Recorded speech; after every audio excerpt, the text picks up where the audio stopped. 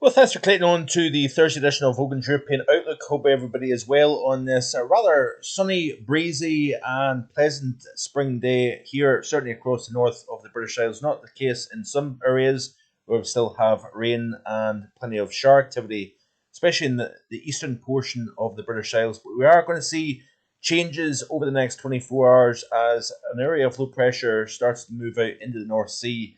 High pressure then replaces that area of low pressure and disturbed weather, and that will set the scene for at least the first half of the Easter weekend. Do, of course, check out marfoganweather.com for my April outlook. That has been, of course, available for the last few days, and also, in addition to that, is the Easter weekend forecast now readily available on the website as well. Plenty of content for you to look at and digest, and of course, any uh, standout things that are of interest to you, do drop a comment in the section below, of course. But so yeah, plenty of content on marfoganweather.com. You can follow me on Facebook as well as Twitter, and this, of course, my Twitter feed. And there is some interesting things that have been going on over the last wee while or so. March was actually the coldest since 1979 for Iceland, actually, and that follows the coldest winter potentially, I think, since the 90s. Interesting tweet here by David Birch looking at the sea surface temperature anomalies and versus outgoing long wave radiation. We will have a look at that, actually, I hope to anyway, in the upcoming Global Weather and Climate Report. Edition 36 will be available on Sunday.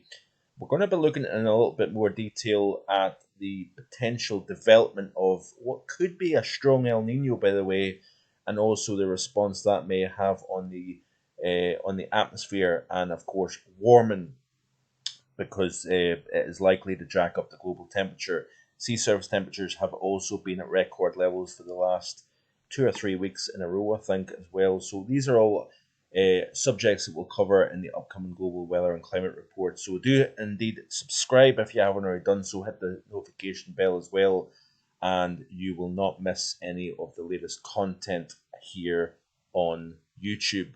Looks as if Praia in the capital of Cape Verde, just off the African coast, recorded its warmest March day on record as well. Temperature of 36.7 Celsius. We'll look at Alta, we'll look at the western snowfall, also the cold in parts of Quebec. These are all things that we're going to be looking at in the upcoming weekend Global Weather and Climate Report. I want to show you this here, though. This was in Spain, and we had huge diurnal fluctuations in temperature. Now, this time of the year, you do have, with clear skies, light winds, dry air in place underneath areas of high pressure, we get these big temperature swings.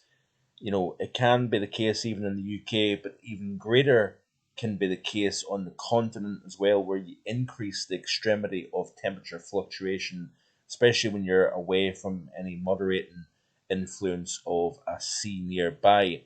But this is pretty impressive here. So some of the mountainous areas in northern Spain had a temperature difference of 35.3 Celsius. This was a particular station at 1,520 meters above sea level. The temperature went from minus 19.2 Celsius to plus 16. So minus 19.2 in the morning, and then in the afternoon the temperature shot up by 35.3 Celsius. We also had another station record a difference of 34.6. So that was minus 15.7, and then in the afternoon it got up close to 19 Celsius. So remarkable swings in temperature in parts of the mountainous region of northern Spain in recent days. Temperatures are starting to recover, by the way, across both Scandinavia as well as Central and Southeastern Europe. After days of cool weather, we had record snowfall in parts of Serbia, for example. We had snow in parts of Poland. Temperatures subdued for the time of the year. Very chilly by night, as low as -7 in parts of Poland in recent nights here. Not completely exceptional for the time of the year, but certainly cold nonetheless. And Temperatures have actually slightly trimmed back across the UK in the last 24 hours or so as well. Temperatures hit 17 degrees on the Murray Coast yesterday, which was the UK's warmest temperature yesterday. We're seeing temperatures moderate across parts of Germany, as you can see here. Southern portions of France, 19, 20 Celsius, nothing really unusual for the time of the year. 28, 29 Celsius in parts of southwestern Spain, southern Portugal, as you can see here. Now, let's have a look at the ECMWF. This is the latest run, and we'll look at the Easter weekend as well as next week. It looks as if some of the modelling is indicating a fairly deep area of low pressure trying to make an approach in the UK. We need to keep an eye on that actually, because that may have bring disruption in terms of wind if the models have any kind of merit to it. And it is still a while away, of course. But there's that area of low pressure developing. We've got this little kink in the jet stream. I know that the jet stream chart isn't up, but we've got this kind of dip in the North Atlantic, a rise up towards Iceland, and then another dip. It's allowed a little bit of a bundling of the air mass here over the eastern side of the British Isles, western North Sea, that's allowed this little surface low to develop. What that's doing is it's enhancing the rainfall over eastern counties of England as well as Scotland also. But over the next 12 hours or so, we're going to see that area of low pressure then kind of move out of the way. And of course, as the high builds in behind that system, that means that we're going to start to see the winds relax, sky is clear, and fairly widespread frost away from, particularly so away from urban areas. But it's going to be a colder night compared to what we've had in recent nights. And that looks as if, Good Friday morning, Saturday morning, we could see a rural frost. And then it looks as if we are pretty high and dry through the course of tomorrow and indeed Saturday.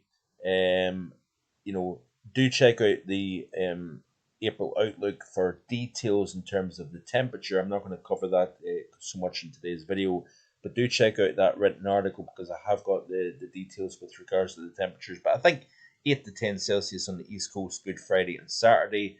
Inland, western areas, we could see temperatures 13 to 15.